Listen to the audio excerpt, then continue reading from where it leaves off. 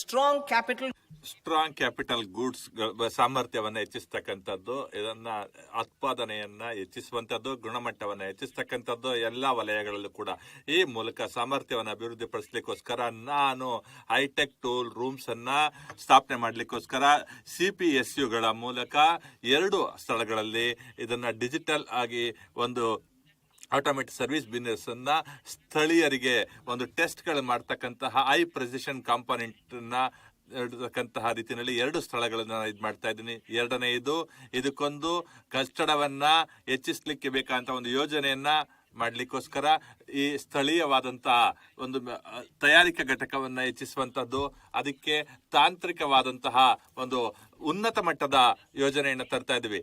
ಇದರಿಂದ ಈ ಒಂದು ಮಲ್ಟಿ ಸ್ಟೋರೇಡ್ ಅಪಾರ್ಟ್ಮೆಂಟ್ ಮೂಲಕ ಬಹುಮಹಡಿಗಳ ಅಂತರದಿಲ್ಲ, ಅದೇ ರೀತಿ ಕಾಂಪ್ಲೆಕ್ಸ್ಗಳವರೆಗೂ ಕೂಡ ತುಂಬಾ ಟವೆಲ್ ಬೋರಿಂಗ್ ಎಂಪರ್ಮೆಂಟ್, ಮೆಟ್ರೋಗಳಲ್ಲಿ ಹೈ ಆಟಿಟ್ಯೂಡ್ ರೂಮ್ಸ್ಗಳನ್ನ ನಾವು ತರುವಂತ ಕೆಲಸವನ್ನ ಮಾಡ್ತಾ ಇದ್ದೀವಿ. ನಾನು ಇನ್ನೊಂದು ಪ್ರಸ್ತಾವನೆಯನ್ನ ಇಡ್ತೀನಿ. ಇನ್ನೊಂದು ಕಂಟೈನರ್ ಮ್ಯಾನುಫ್ಯಾಕ್ಚರಿಂಗ್ ಅನ್ನ ಒಂದು ಜಾಗತಿಕ ಮಟ್ಟದ ಸ್ಪರ್ಧೆಯನ್ನ ಒಡ್ಡಲಿಕ್ಕೆ ನಾವು ಸಾಮರ್ಥ್ಯವನ್ನ ಮಾಡಬೇಕಾಗುತ್ತೆ. ಅದಕ್ಕೆ ಬೇಕಾದಂತಹ 10,000 ಕೋಟಿ ರೂಪಾಯಿಗಳನ್ನ ಮುಂದಿನ 5 ವರ್ಷಗಳಿಗೆ ಬಜೆಟ್ ಅಲ್ಲಿ ನಾನು ಇಡ್ತಾ ಇದ್ದೇನೆ.